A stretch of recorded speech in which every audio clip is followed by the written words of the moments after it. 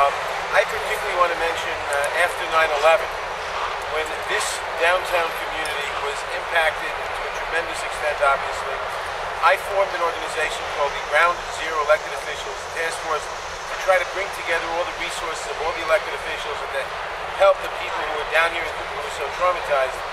And State Senator Marty Connor was one of the most active members of that task force. So I've seen Marty Connor over the years, and in particular in that area, in that time of crisis, be a very effective community leader, a very effective state legislator, a very effective senator, and someone we need for the future. And I hope we keep him and that he wins this primary, and I urge everyone to vote for him. And I'm proud to endorse Marty for re-election. We in the state of New York, we are at a crossroads. And yes, experience does matter. When it comes to balance the budget, when it comes to creating the tools that will promote sound economic development so that we can create jobs.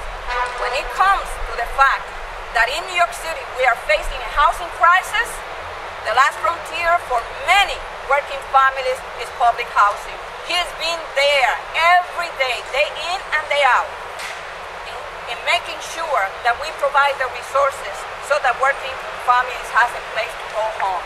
And we are proud to be standing here today endorsing Marty Connor for re-election to the State Senate.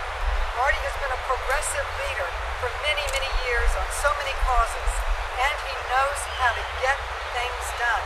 Whether it's protecting tenants, the extension of rent control, the Emergency Tenant Protection Act, Mitchell-Lama extension, and affordable housing funds, working with Congress on the formulas for public housing and for housing in general, for homeless housing. Marty has been a leader and a consultant, literally, to the New York delegation in so many areas. As one who champions women's rights and women's issues, he has been a steadfast ally for equal rights, for equal pay, for ending domestic violence, for work-family balance with flex time and deduction of daycare and extension of daycare. He has been an ally to the women's movement. And most and foremost, he's been an ally to his district. Chuck is entitled to put considerations of personal friendship over everything else that we have talked about, and he said that that's exactly what he's done. Marty's opponent who worked for Chuck is the co-author of his book with him, and I understand a personal loyalty. What we're here to talk about, and Chuck also said that Marty didn't support him in the primary, 10 years ago.